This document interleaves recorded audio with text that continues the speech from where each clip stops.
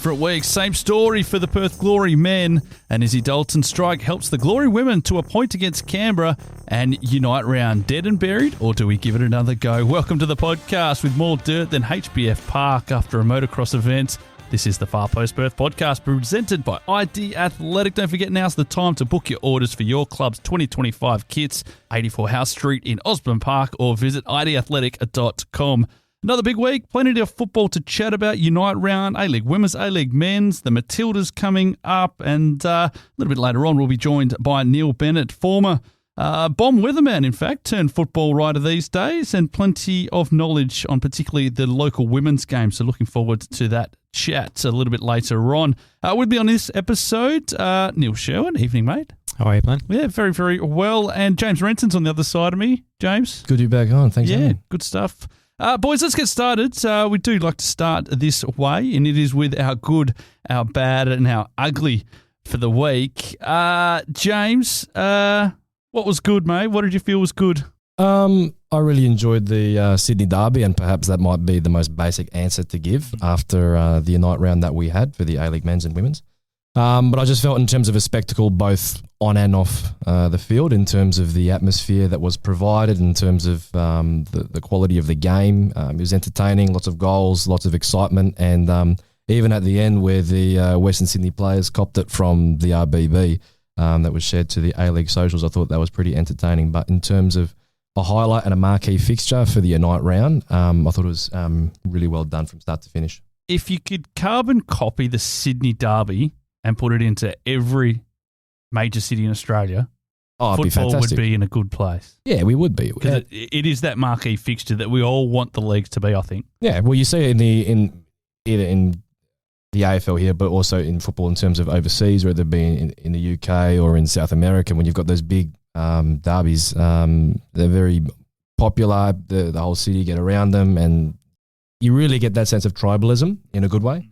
Especially in the case of Sydney FC and Western Sydney Wanderers. And I thought, like I said, it was a really good contest, both on and off the field, and a big success for the A-League, I would say. Neil, what was good over the last week or so, mate? I'm probably going to say Auckland again, because at the start of the season I said that would it's a bit early to be smug. Probably 4 games. Anyway, 12 points. It's too early. I'll take it, because they might go on a run of losing games, and I won't be able to pro about it then. But they've won 4, haven't conceded a goal yet, and it shows you what you can do when you get a new owner and have to build a squad from scratch. So the potential is there if you have all the pieces. I just think that it's a really good story. The next derby with Wellington in Auckland apparently is sold out already, which is huge, and that's their sort of franchise. Sorry to use the term, but that's what we want added to the league. If somebody that's going to bring something, it's going to lift the quality of football because they're top of the league, and it's also going to bring a new market and a new set of eyes to the games, and a team that I don't really have any reason to dislike yet. They haven't been offensive just yet, so I'm quite happy that they're sitting top of the table, and long may it continue, because we want new teams to come in, and that we saw it with Western Sydney back in the day when they started, and they did get a leg up with what they were allowed to do in terms of signing players and whatnot, but it worked, right, and it got them on a really strong footing. They ended up winning in Asia as well, and Auckland can't do that, but you know what I mean. They're top of the league and worth it. The goal they scored at the weekend was great to win the game. Well, it's kind of leaned into the same thing I just spoke to James about, and that is the whole derby setup, but it's not a manufactured derby. I mean, if you go to the ground, the Kiwi Classico, it's organic. Well, it is, because if you have a look at it, I mean, there's a bit of an offensive term over in New Zealand, and they call people from Auckland Jaffas, and it's just another effing Aucklander, and that's literally how they go about it. Yeah. So there's already that. It's a little bit like WA versus the rest, but I mean, it's the 2 major cities, the capital against the bigger city. So it's not so, I guess, manufactured in that way. They're leaning into that very nicely. And as Neil said, Auckland absolutely flying at the moment. I'm going to go outside the box, boys. I'm going to crow a little bit. Leeds 4-3 win over Swansea on Sunday night was absolutely spectacular as a game. Absolutely loved it. 3-3 at 90 minutes, and then 4-3 91st minute. Willie Nonto absolute belter. So I'm just You're going on to your throw own this on. That's fine. I'm happy to walk alone at the moment. Top of the table, couldn't go past that. And boys, the last time Liverpool won the Premier League, Leeds got promoted. Actually, the last 2 times that Liverpool won the Premier League, Don't or the top remind me. division, Leeds got promoted. So 2 bad seasons. should we talk about Man City, Neil? No, it's fine. Move on. 5 losses in a row. That's fantastic. Move on. James, what was bad? Following on from the Sydney derby, I'd say Western Sydney start. Of all the hype, given the fact that they've got probably one of the best front lines on paper, and they've got what many people would believe is a top 4 worthy squad, for them to be 5 games in and in the bottom 4 is a big concern. And I think that was, like I was alluding to beforehand, reflected in the what the RBB did post game, where their capo gave their players quite a fair spray. And I think, look, do we want to see those scenes in the league? Well, you can argue. Yes. There's a passion side. And then, Yes, you do. But It's like when 2 players are fighting on the pitch. Do you want to see it? Yes, I do want to see it. Of course we do, but obviously the mixed reaction on socials was a little bit interesting. But for me, I loved it because it was a sense of passion and it showed that the fans are still buying into the club just despite the poor form. But I think there's a lot of pressure on the players. I think there's a bit of pressure on our mate Stadge. I think for as much as I love him, there's probably a good chance if the results don't improve that he could be facing the sack. But hopefully that doesn't happen. But it'll be very interesting to see how Western Sydney go in their next few games. The whole Matter situation's pretty strange, isn't it? Well, Because, I mean, everyone who said, once Matter came on, they said Western Sydney's just a whole much better team. but how much did Alan really want Juan Mata? Well, yeah, where did that decision come from? I don't know. And then all the rhetoric around the agent.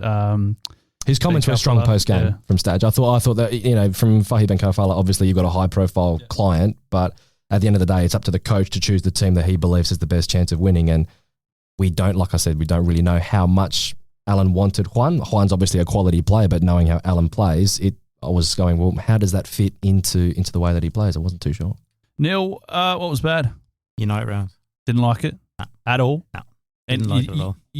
Can you take anything out of it that you thought was... The only thing I'll take out of it is that if someone is willing to pay for it and it's going to be profitable, then keep it, right? But if it's going to be something that the league has to fund, then absolutely not. I think it's a poor concept overall because of the attendances. They sent out the email media release talking about the attendance and how great it was, but Sydney Derby completely inflated that. Do you know what? I think it would be absolutely brilliant to attend, but you can't create a whole concept like that for 50 people who might fly over from another state. The numbers just don't work, and that's the problem. Aesthetically, it was dreadful. It was like COVID times. Yeah, that's a big one. Looking at the empty stadiums. That will be the KPI that Destination New South Wales uses. Or future governments, if they want to get involved. Well, is simply how many people travelled for it. I don't see why any other government would want to take it on. New South Wales government only took it because it was a trade-off for the grand final decision, right? Which is fair enough. So that's why I was prepared to let it slide for last year and this year. But would I want it again next year? And look, I'm probably never going to travel for it. So I get it that a lot of young people or Glory active supporters were able to get across. Great piss up with your mates for the weekend. Yeah. Brilliant. I completely get that. But you need hundreds of people to be doing that, not just 10s and 20s. And the trade-off for how it looked. I also think you've got a bad selection of fixtures as well. You really shouldn't have a Sydney derby. You should probably have all the New South Wales teams playing other teams so that you at least get that buffer of home support. Having the Newcastle and Central Coast derby, weird decision. In Sydney. Yeah. And then a Friday afternoon, our time, Perth and Western United. Like, who cares in New South Wales? Who's going to those games? Why would you go?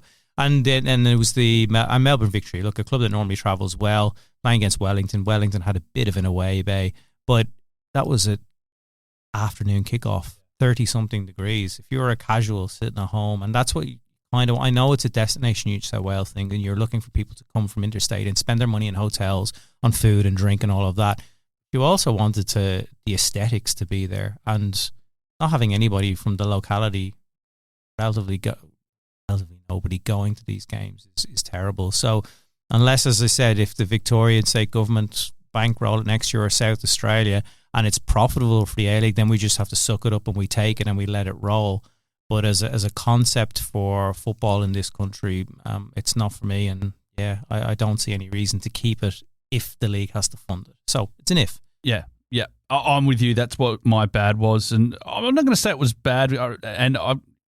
Those that went had a really good time, don't get me wrong, but it wasn't enticing enough to get a lot of people. Obviously, I wrote a bit of a piece on that in the week. I don't think the stadium suited it. Having the women's fixtures to go down to Cogra as well, an hour and a bit on a train, I believe it is, or a fair distance, put it that way. You couldn't go to 2 matches in a day. It's not accessible. No, it was just too difficult. No. Would it work in another city? Talk about would it work in Adelaide? Would it work in Perth? I mean, I brought up the example. Who's going to come to Perth? Why would you? Yeah. Well, this is another story too. I mean, is it? I think it's something that would work far better for a standalone A-League W than it would A-League Men's in a too small type. I wouldn't say NPL, but a smaller stadiums. Yeah. If you were to use, I mean, something like a Dorian Gardens and HBF Park or something like that, or rocking. It'd be fine because you get 3,000 in there and it'd be nice. I would like to bring back. They did it once, the Big Wednesday. They did on Fox one year where they kicked off in Wellington and finished in Perth. Yeah. And the games were every 2 hours, and it was just a day festival of football all day. And you played it in the relative time zones. No games clash. Staggered kickoffs every 2.5 hours. It was just wall-to-wall football. You went to one game and then you watched the rest of the pub. Like, what a day. I mean, something like that it's expensive to go to Sydney. And coming to Perth, over and back, who's going to come here from? Well, we're not the AFL or the NRL who do gather around pretty well. And we don't have the level of numbers to do it. But Magic Round is you're talking about NRL. It's played in 2 states. Let's be real. It's played between 2 states that are right next to each other. Yeah. So it's a lot easier for people to go. All the clubs are located really close to each other. So we have that disadvantage geographically then. Victoria is a mass exit to Adelaide, to South Australia for AFL. Like they can all go to get. You can drive there in 8 hours if you want. Yeah. It's accessible-ish. Plus, it's a far bigger beast anyway, and it has that novelty factor. My concern is that if it wasn't a good sell in its first year or its second year, what would it be like come its 5th or 6th year when any novelty has worn off completely? It's going to be miserable. Yeah. And if you don't put a Sydney Derby in it each year, you're not going to boost the numbers. Your numbers are going to be dreadful. So it's just not for me. Again, someone wants to chuck a few million at it and give us money out of it, when you just look it up and take it. But if that doesn't happen, fail concept. Yeah. I guess the other side of it is I'd like to see, if we're going to go down this line, I'd like to see more fundamentally traditional type ventures. If we're going to do something like this, like a cup final in the same city every year or something like that, or a charity shield. Yeah. What about a grand final in the same city? Well, let's not do that. Disgusting. But obviously, those are two ventures that it doesn't really matter. Or obviously, there's equal billing. To hold those kind of things neutral. Very quickly, boys, because we've got to get to Neil Bennett and have a look at a few other matches. Ugly, James. Glory. They had a new league record. Glory men. They had a new record for the worst start to an A-League season after 5 games. And, the stat, where'd you get that? Ultimate A-League stats, I believe, or one of those stats. I've spare me, I have forgotten the name, but I do recall seeing that pop up on my feed, and pretty embarrassing. Yeah, that's mine as well. You can't have anything else just for the weekend. I think the ugly is how quickly it turned as well. It went from 1 up to 3, 1 down, very, very quickly. And that's not the first time we've mentioned that on this podcast. Yeah, it's just really, once heads are down, they're gone. There's no getting back into it. And I'm sure we'll talk a little bit more in depth about the game itself and how it panned out, but it's just some of the selections and the substitutions, all very, very strange and pointing to a coach who still doesn't know his best team, even after we were promised things would change after the 2-week international break. So, yeah, not a lot to be. And we probably will as well touch on Ross Peligra's wonderful statement that has just come out. We'll do that in a quick second. My Ugly Boys came out this afternoon. It's been a big news day, actually. Melbourne Victory have released finances for the 2023 financial year. It isn't pretty at all. A report loss close to 10 million, with current liabilities exceeding assets by 12 million. This is the largest club, the most profitable club. I guess where it does become ugly is, what does this mean for other clubs? And what do their books look like? Do we dare look at their books? I wouldn't mind looking at ours. You don't get into football to make money, though. So you don't, but you want it to be sustainable. Are victories sustainable? Well, clearly not at the moment. But that's a problem that is it's in every country, it's in every league. Owners lose money year on year. I mean, look, we heard Tony Sage banging on about losing 2 million or whatever it is. And yes, it's a relative drop in the ocean, but no owner goes into football to make money. They've had their own issues anyway with the consortium that was overseeing 777 and everything else. Yeah. So yes, I don't think it's going to kill victory or anything like that. Yes, it's concerning, but they're big enough to be fine, I think, long term. Yeah, there is a bit of a line in that statement that does. It's basically down to the stakeholders now that if they don't cough up the money, it could be dire. Yeah. So I don't know what their personal finances and their portfolios look like. Boys, let's have a bit of a chat about the Perth Glory men on Friday. Obviously, we did touch on that in a good, bad, and ugly. James, you got all the stats in front of you, mate? Yeah. Far away. So no real change in terms of XG. We did not have much of the ball. West United created 4 big chances. Glory had more shots, but were ultimately unable to generate enough clear-cut chances for either of their forwards. We only had 74 passes in Western United's half compared to their 256. They had 33 touches in our box compared to our 17. We did win more of our total duels, but ultimately, once again, it's the same problems that we've been banging on about, where we're just fundamentally uncompetitive and a really tough watch. A couple of comments just that we've received on Facebook, good, bad, ugly stuff. Oh, yeah. Around the game. So twice as many shots and 3 times as many shots on target from the previous game. So, but conceding 3 goals in 15 minutes. Rizzo being back, Hamzaoui replacing Lizolowski left back just as he was settling in was bad. Press on the defensive side. So I touched on that. There was a very clear example in the first half where Western United were at their own byline on the left back position, and Glory tried to press, and 15 seconds later, that was with the Bodic one, right? Bodic hit the crossbar with his sitter. 15 seconds transition end to end, easy press, easy beat. Players being very soft press and not looking leggy. It was the 8th minute. So that was a real alarm bell moment for me, that not only were they easy to bypass, it was so early in the game. And we heard from David Zrilic afterwards saying that he's realised that the players are probably not capable of doing what he wants them to do, and he's had to change his philosophy. That's another big alarm bell. Aoyama coming back into the team and substituted again at half time. I thought we wouldn't see him again after he was dragged 3 times in a row at half time. He was out for a week, didn't even make the bench, and then all of a sudden he's back starting again. That's crazy. Brandon O'Neill, nowhere to be seen. Yeah. And the big red flag for me out of the game in terms of player personnel, 2-1 down, and you've got your import attacker, winger, 10, whatever he's meant to be, Caicedo, twiddling his thumbs on the bench and not seen as an option. Plus David Williams not utilised at all. Just some crazy stuff. A few other little bits and pieces. Room for improvements. So they can't get complacent. They can't get any worse. Cook and Risdon played well. Cook, not for me. I thought the one from Bodic, he has to do better with that. Either catch it or push it over the crossbar. Yeah. He did neither, and it should have been a goal. And yeah, just generally people a bit dismayed, and that just so bad. Probably lucky that Brisbane are fully crap at the moment. Well, I think that Brisbane's better than Perth.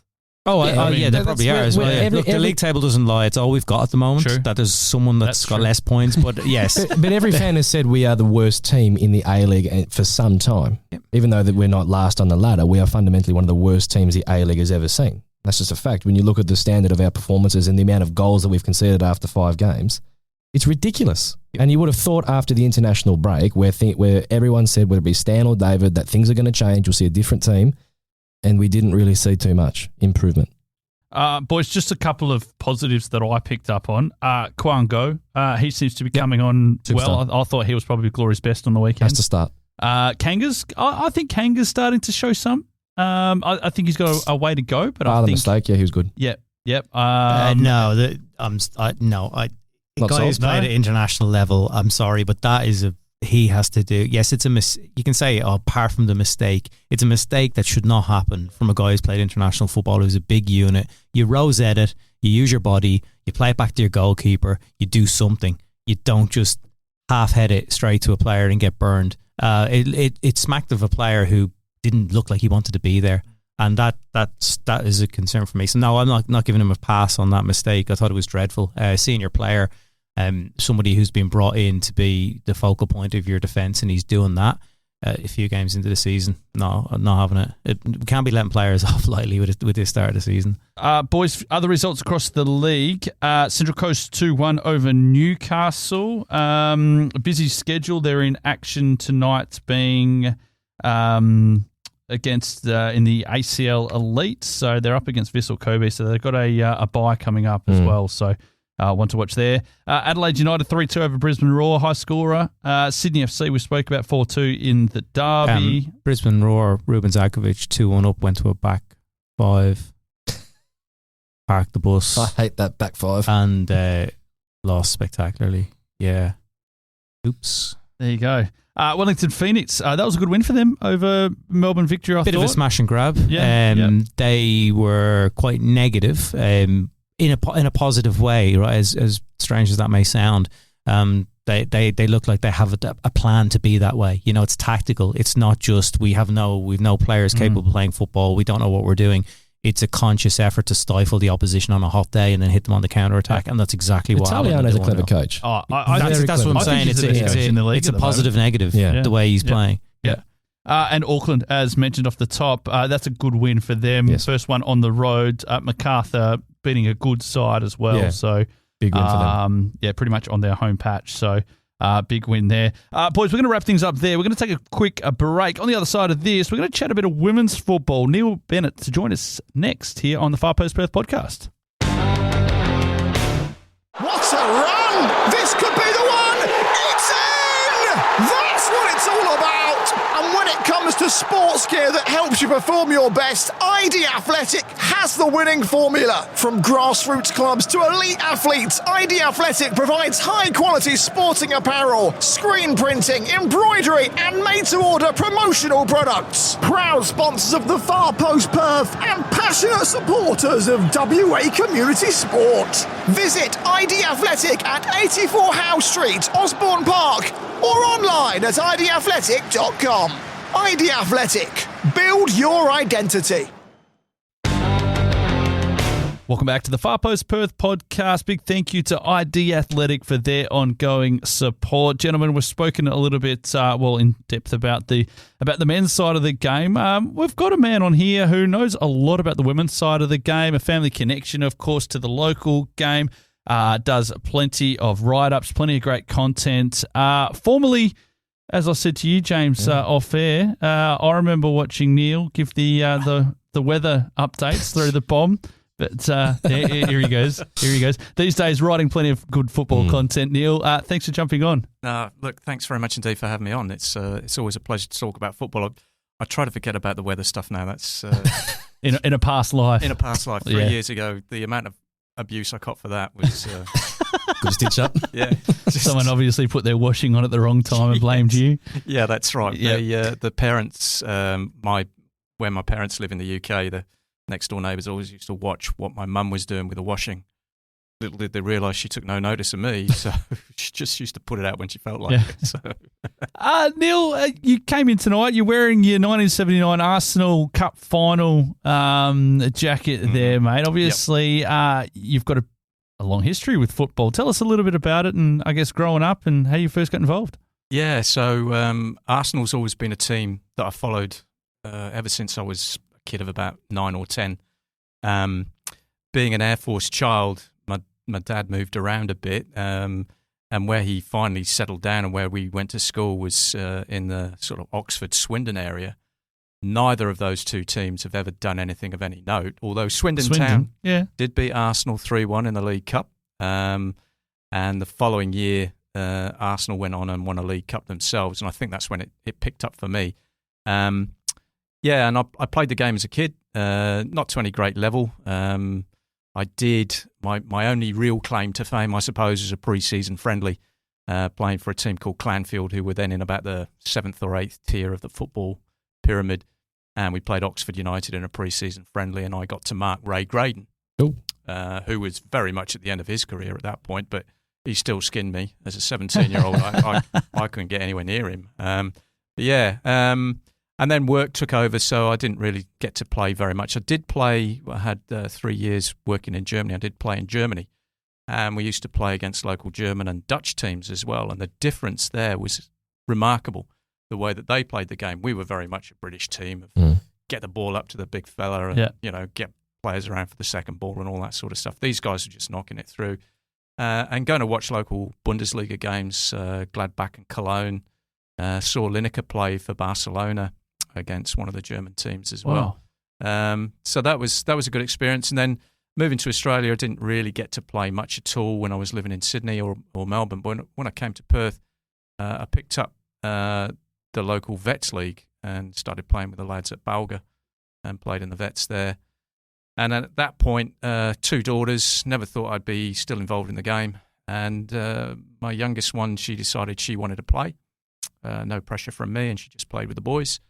And eventually started getting to be pretty good.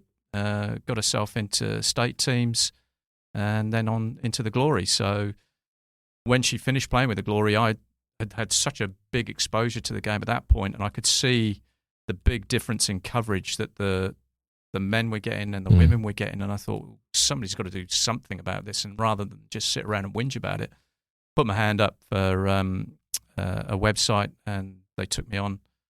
Started doing some content for them, and that was in the first season or the third season of Bobby's reign, and started writing then, and then ended up writing for Beyond 90.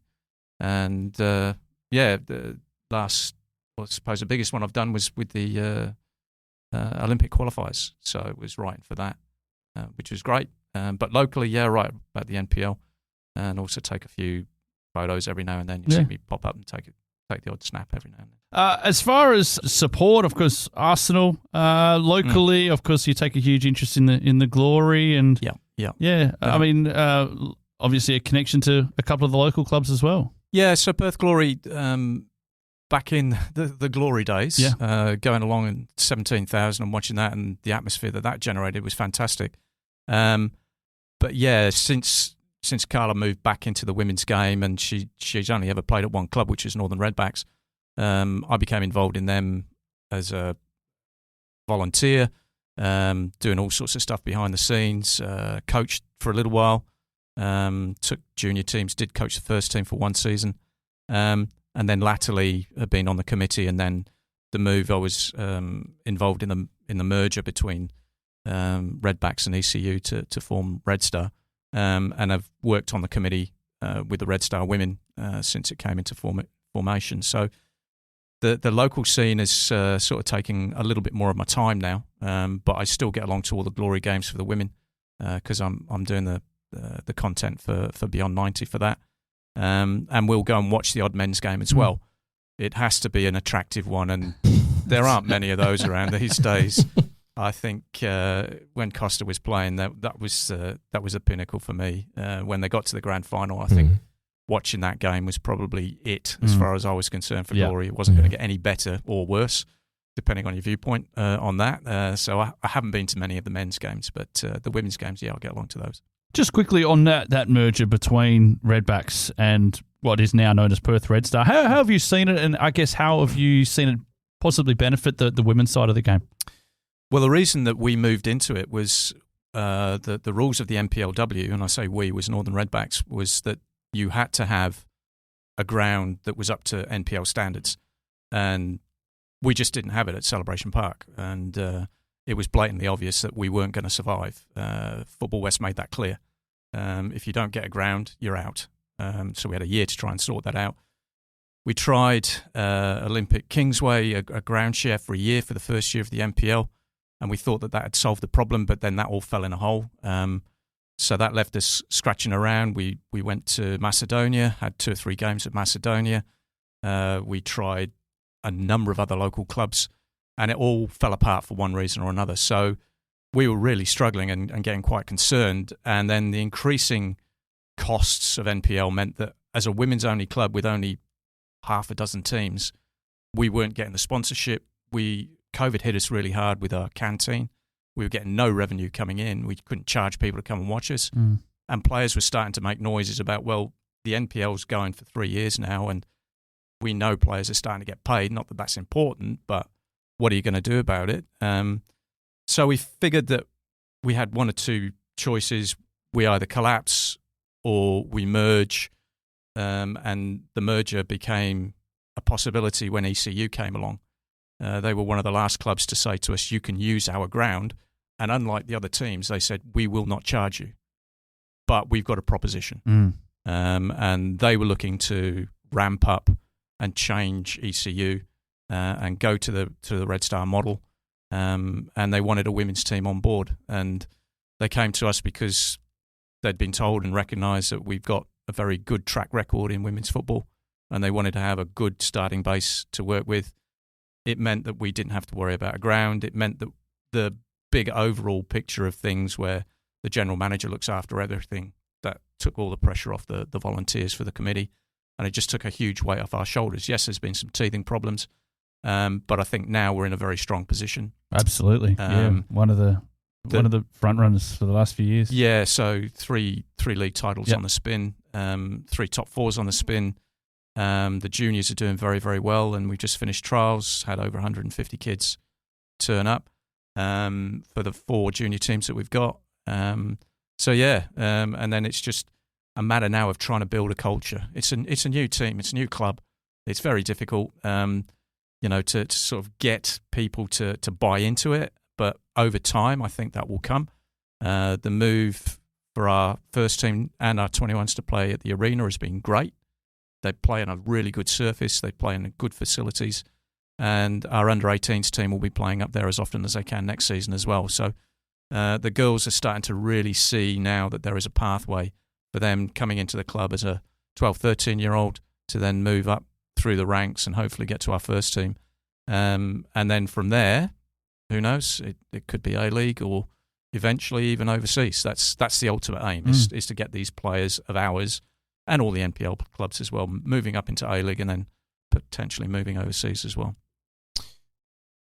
I've got my own experiences of governments and funding at local level, and it's probably a little bit fair to say that women's football is a flavour of the month at the moment in terms of growth, in terms of, look, use it as leverage to potentially get better changing rooms, better pitches, and it's definitely something that you can play politics with.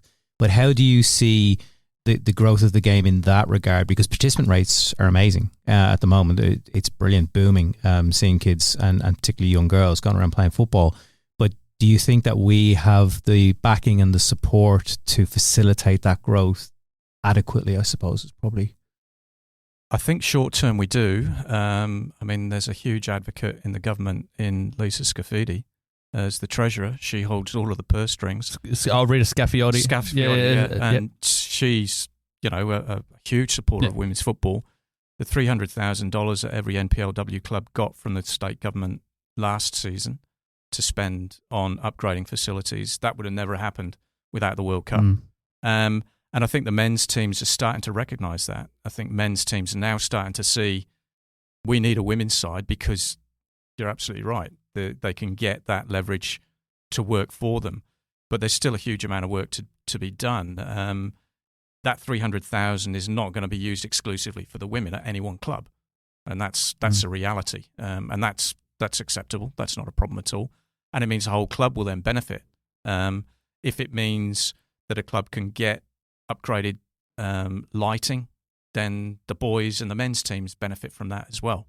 It's not just the women. So across the board, I think using the women to try and get more money from the government is a win-win. But how long that's sustainable for, we don't know. I mean, our experience in 2011 when we moved, because we had to, off Vasto to Celebration Park, because a men's team wanted to use Vasto. Well, you're only a women's team, so you can go and we'll put you on a park where there's no lights, there's no change in facilities for women, but you'll just have to put up with it. Fortunately, we got that change, but that was the environment then. And here we are now, where all the money, it seems to be, in local football is going towards the women. Yeah, so I think obviously we've talked about the now. My question is more, I guess, towards the future. What, in your view, should be the goal or some goals that should be achieved by women's football over the next few years so that we can really see, whether it be at an NPL level or at an A-League women's level, women's football continue to grow in this country? Well, I think at the A-League level, we're starting to see the fruits coming to bear now, where we're seeing players playing in foreign leagues, in overseas leagues. The number of Matildas that are now playing overseas is outgrown the number of players, home-based players. And I think there has to be a recognition that the A-League in the women's game has to be a stepping stone. It's not the be-all and end-all. But what needs to happen now for that to be achieved is for the clubs themselves to get invested into the local game. And there's an opportunity now with Perth Glory, with the new owners, for them to step into this space. But at what cost? Because you have an NTC program running from Football West. There's only a certain number of players you can pick from. Yeah. And if you've got an NTC program competing with a Perth Glory program for the same pool of players, where are they going to go? Yeah. Parents are going to look at Perth Glory's name and they're going to go, Perth Glory. Where does that leave the NTC program? There doesn't seem to be too much concern from Football West at the moment about this. Perth Glory haven't entered into the arena just yet, but there's a lot of talk that they're coming in. So that academy style, I think, will come. I don't think there's any doubt. It's happening in Sydney. There's a couple of clubs doing that, and you're starting to see that in New Zealand as well. And I think that would be the next step. And that will hopefully generate more local players coming out of the NPL. For far too long, NPL clubs have relied on building their squads by the players that have aged out of NTC. They're using NTC as an academy. They're not investing in their own youth programs. And the move by Football West to introduce an under-18s league for next season is a real welcome step, because it means now we don't have 14, 15-year-old girls playing in adult football, which is what is happening right now. Now they can go through a proper transition stage. Yeah. And the under-18s league, I think, is going to be a really important one. Locally, I think Glory have got to recognise that they're not going to be able to compete with the likes of Sydney and Melbourne in bringing big-name players in. So they've got to be really, really savvy with their recruitment, and I think they've got to bring more local players in. Because there's clearly talent coming through. There is, but it's not a huge amount. Yeah. But we've got Hannah Lowry, Morgan Aquino, both in the Matildas squad now. Yeah. And then a real left field one was Tian McKenna going to Croatia. Why they didn't pick her sister as well, I don't know, because Letitia, for me, is a more technically gifted player. But all of a sudden, from having no international players since, Ella Mastrantonio went in and then came back, since Sam Kerr, really. And now we've got potentially 3 in the next international window, which is remarkable. So, yeah, there is talent, but it's not a big pool to choose from. Well, that's something I was going to take, I guess, ask you about. I guess, is that pool of players coming into that professional realm? Because, I mean, it's something that we've spoken about is expansion of that women's competition. But where does that come from? Do you top up with imports? Now you've got the competition from this second division over in America, which has taken plenty of quality away. So I guess there's going to be a gap to bridge somewhat, isn't there, in this getting this next gen through? There is, and especially in Perth. The number of players that want to come to Perth is very, very small. And we've seen that over the years, that players will come, they'll have a season or two, and then they've gone. So you can't have a long-term progression. When a Packers came in his first season, it was the COVID season almost, and he didn't choose the squad. And it was a disaster. They didn't win a game. And then he slowly recognised that he needed players on 2-year contracts, not 1-year contract. And he built a core of players, but for whatever reason, the final season he had, that just fell in a hole. It was, yeah. And then they just collapsed, and they went on a 12-game unbeaten defeats without a win. And 17 of that squad left at the end of the season. you lost your captain, you lost your goalkeeper, you lost your head striker, you lost your coach, and you lost your identity. But Peters has done a really good job in the 4 games so far. They've had a very tough opening set of fixtures. They've played three of the teams they played have all been top 4 teams, and they got victory on Sunday, another top 4 team. So he couldn't have had a tougher start. But he's established a good identity as far as I'm concerned. Yeah, and he's brought in a lot of young local players. Unfortunately, they're not getting a run at the moment. But he's obviously looked at them and thought, you need a little bit more time on the training track. It's such a huge jump from NPL to A-League. Well, particularly NPL WA, and that was going to be my next question, is there's a lot of thought that none of these girls will actually, well, many of them won't be here in the NPLW season because of that bridge. They need to go either over east or overseas. Yeah. Is that the way that you probably see it as well? It's starting to look that way. Peters is already starting to make noises that if you want to play NPL, he'd prefer you to be playing over east. That's an easy statement to make, but the reality is if you're talking about a 16, 17-year-old girl who wants to relocate to Sydney, where have they got a network? Will they get a job? You know, the living expenses, Tough. even though they might get paid in the NPLW in WA, it's not like the men. It's not, it's not stuff you can live on. So it's easy to say it, and you've got to be a really, really strong character if you're going to go and do that. A couple of them have with the emerging Matildas or the developing Matildas, whatever Young the squad Matildas, is. yep. They have a special program that they have outside of the actual Matildas, and they bring these players in. They farm them out to NPL sides in Victoria and New South Wales. But I think if that is going to happen, if we're going to see that the cream rise to the top and then go, you've got to get more coming in from underneath. And this is where it's really important that the clubs then invest in their own development, and the leagues at the girls' leagues, 14, now 15, 16, and then the 18s are going to be critical in the next 3 or 4 years. And then you add on to that all of the other stuff that's going on maybe with Glory, and then the new Football West academies that are coming in, the enhanced NTC program that they're developing as well, will all hopefully expand that group so that more players can go if they need to. So I think WA has to recognise that in the women's space at least, it's going to be a net exporter rather than an importer of talent. And if we can get our head around that and not worry about, we don't, the league's rubbish because all the best players are going. No, that's the way it always happens. The best players will leave, bring some good ones up underneath them. To your point around bringing in more players, you're going to lose some, you're going to export them.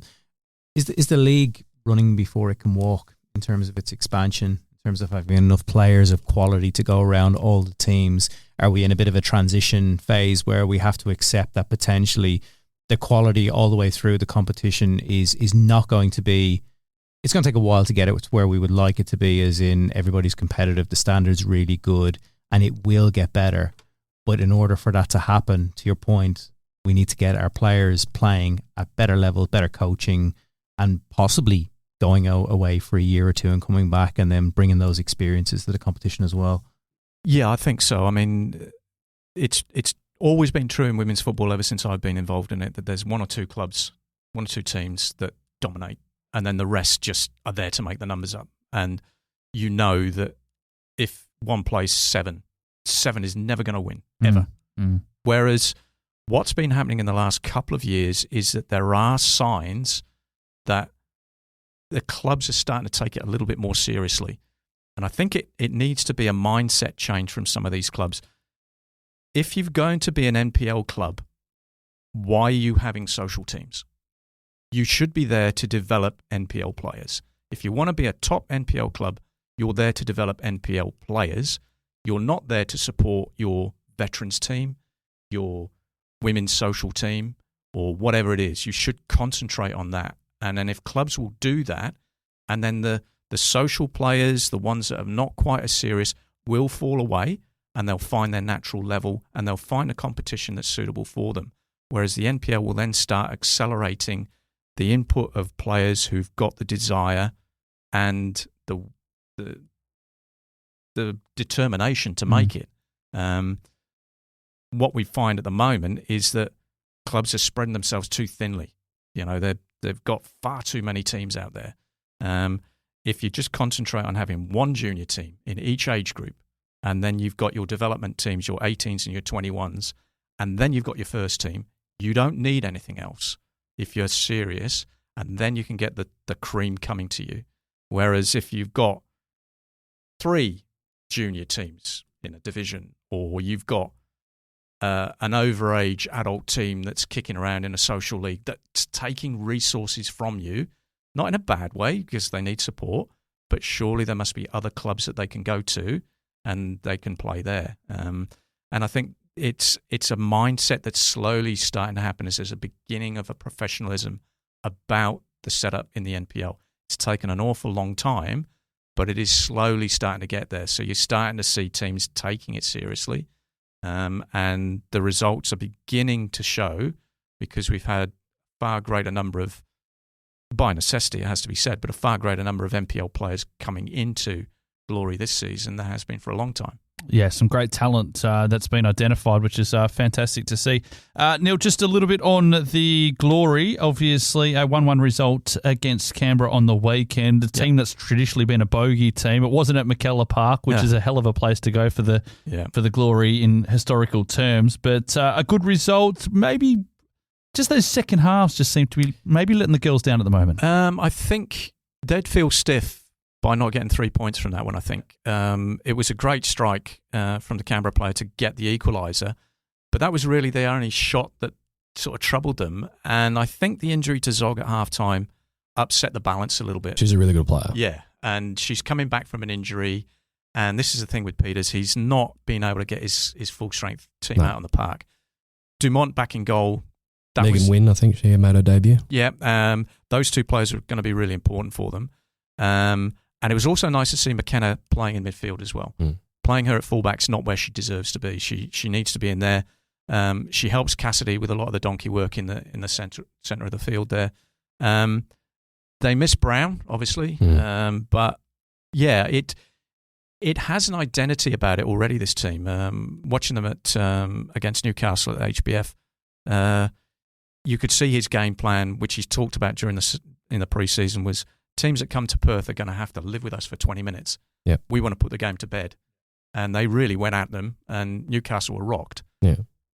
It could be that in the second half of the season, teams will get that worked out and they'll know what to do. But the signs are there. I'm not going to say for one moment they're a finals team, but they've got some building blocks. Yeah, and I think that this is the only thing that people can really expect from Glory this season is to see improvement, let them get better, and then don't chuck the toys out at the end of the season, which is what's tended to happen. You know, wholesale changes, 10, 15 changes coming in, the whole balance of the team is out. He needs to keep this group together for a couple of seasons to see where they can go, and then just keep adding on here and there where he sees some weaknesses. And very, very quickly, Neil, in a word, the Matildas to beat Brazil, or what happens under Tom Samani at the moment? I think that'll be a tough ask, especially with Fowler coming off now and Vine not playing.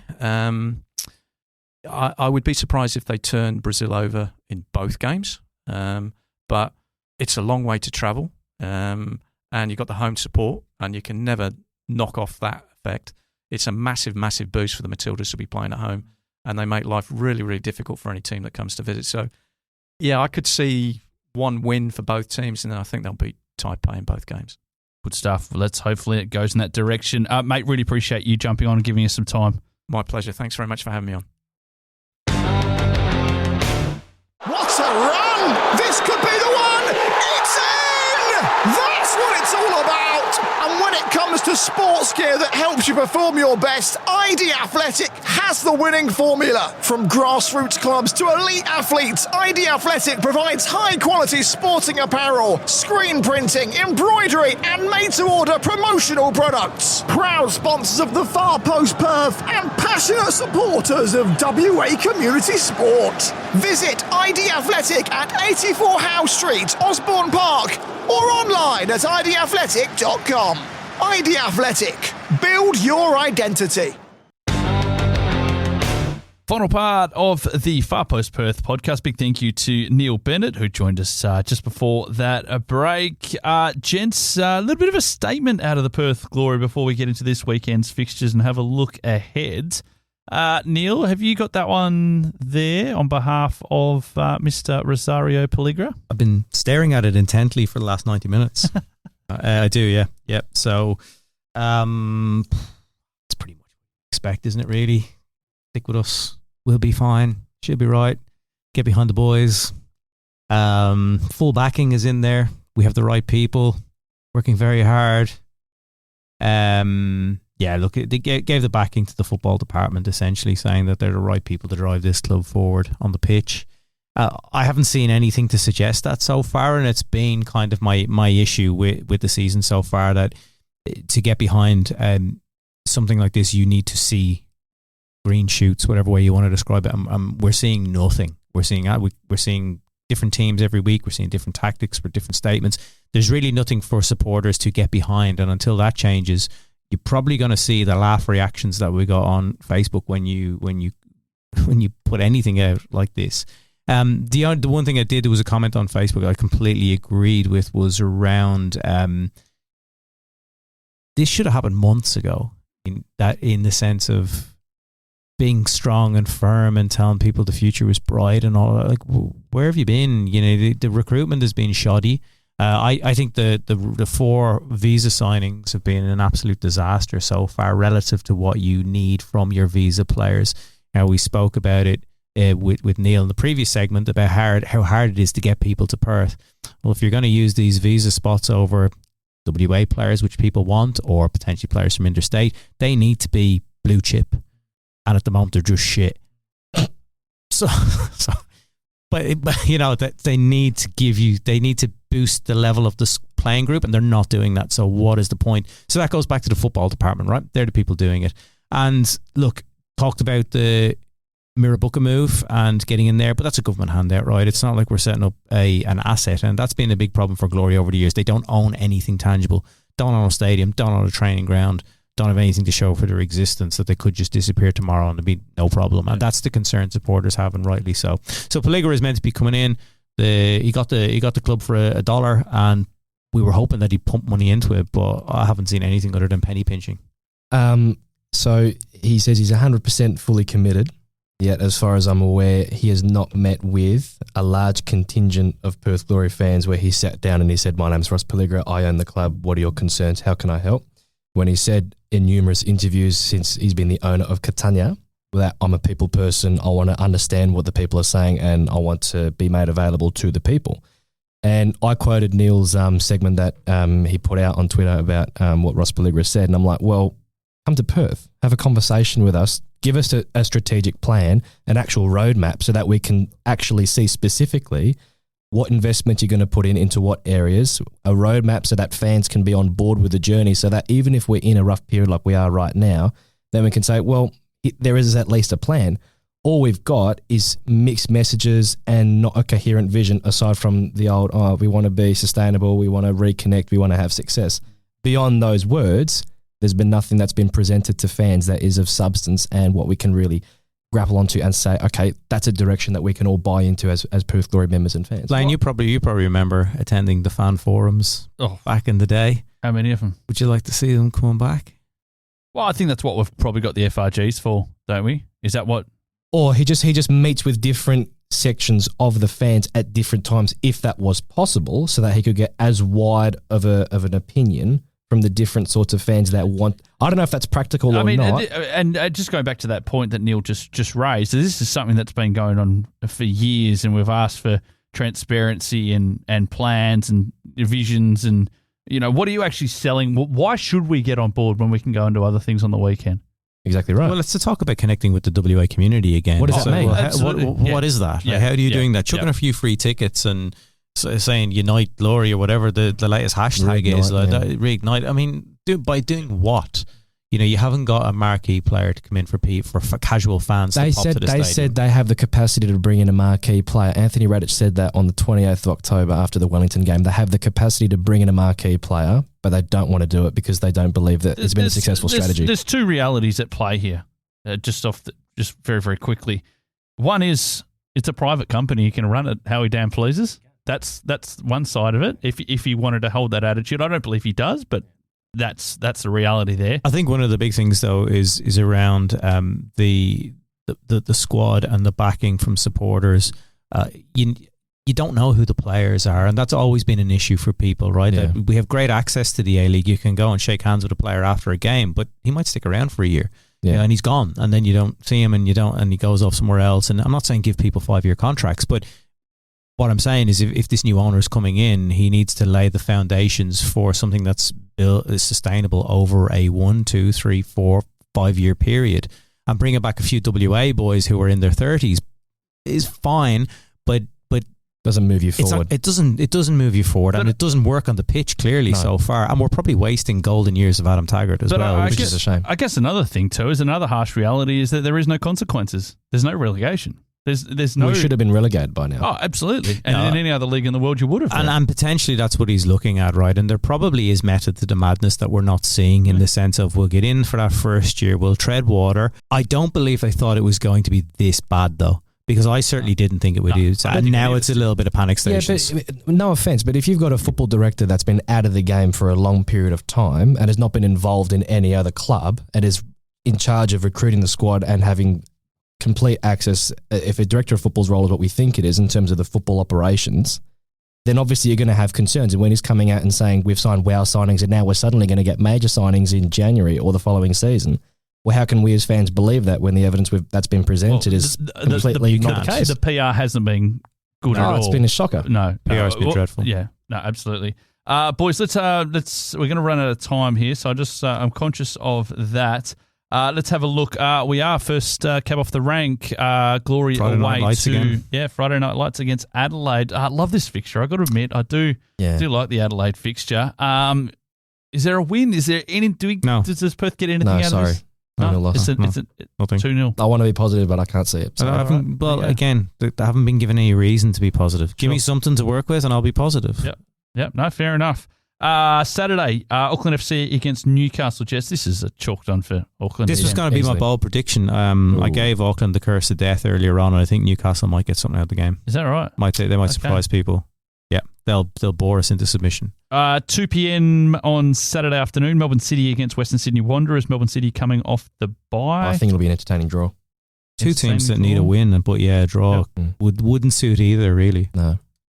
Triple header, the last of the triple header, MacArthur against Brisbane. That is the marquee game of the round at the blockbuster TV time of 4:35. And be a tight win for MacArthur, I think. MacArthur should batter them, really. Brisbane are crap. They are. They're just a little bit less crap than Glory. And due to the ACL and everything else, CCM with a bye, Central Coast Mariners, that is, and Sydney FC, and of course, you got the big Western Derby on Sunday. Wellington Phoenix with a bye as well. So Western United against Melbourne Victory, the only game on the Sunday. Yeah, I've got Victory winning 2-1. As part of my bold prediction, I've got Bruno getting 2 late goals to win the game for Melbourne Victory. Western United losing home field advantage and having to play at Amy Park. I don't know. It's Amy Park, isn't it? Yeah. So I think Victory will just win. Anyway, wherever it was played, I think Victory will win. Some sort of policing problem that they I just wanted to chuck that in. Logistics and everything else. Victory will win. Okay, boys. That's where we're going to wrap things up. Big thank you to Neil Bennett, who joined us a little bit earlier on. Neil Sherwin, thank you to you, mate. James Renton, big thank you to ID Athletic. Don't forget to head down to 84 House Street in Osborne Park and get your kit sorted for next season. Go and see Austin and Josh and the team. They'll be more than happy to sort you out. Don't forget to tell your mates about the podcast, now available on Spotify, Apple, and YouTube Music. Make sure you give us a little bit of a rating as well. That always helps the algorithm go nuts. And we'll see you next week for more here on the Far Post Perth Podcast.